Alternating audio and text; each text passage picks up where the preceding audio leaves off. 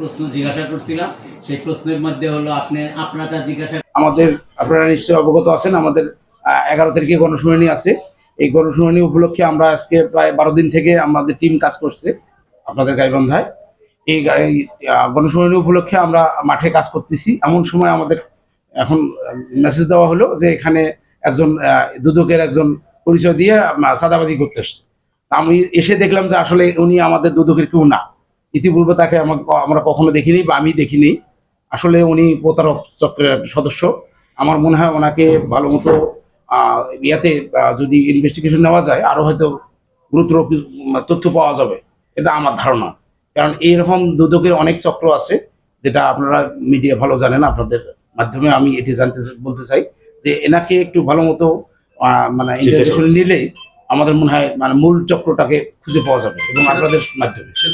আমাদের আইনি প্রক্রিয়া, আমাদের সিস্টেমটা হচ্ছে আমরা আগামীকাল আমাদের গণশুনানি আসছে, নিশ্চয়ই আমরা জানেন আমরা যিনি খুবই ব্যস্ত, আমাদের সচিব মহোদয় আসবেন এবং অলরেডি আমাদের দুজন ডিজি মহোদয় আসবেন, একজন ডিজি অলরেডি চলে আসছেন মোতার হোসেন টিপু স্যার। তা এখন আমরা এগুলো নিয়ে ব্যস্ত আছি। এই মুহূর্তে আমরা যেহেতু এনাদের অফিসে আসছেন, এনারা এটাকে একটা অভিযোগ আকারে দিয়ে থানায় তাকে সুপর্দ করবে। পরবর্তীতে আমরা ঊর্ধ্বতন কর্তৃপক্ষের সঙ্গে পরামর্শ করবে, আমরা তার প্রতি আমরা প্রয়োজনে তাকে আমরা আমাদের হেফাজতে নেব। আসলে এখানে উনি যে প্রতারণামূলক যে আচরণটা করছে সেটা আপনারা অবশ্য সকলেরই অবহিত আছেন এবং আপনারা বুঝতেও পারছেন তার কথার বিভিন্নতা বিভিন্ন রকমের।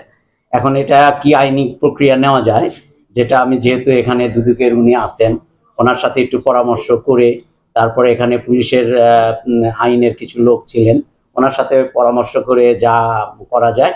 ইতিমধ্যে আমি আমার ডিসিএস স্যারের সাথে একটু কথা বলছি। ডিসিএস সাহেব বলছে যে বিষয়টি একটু ডিসি স্যারকে অবহিত করার জন্য।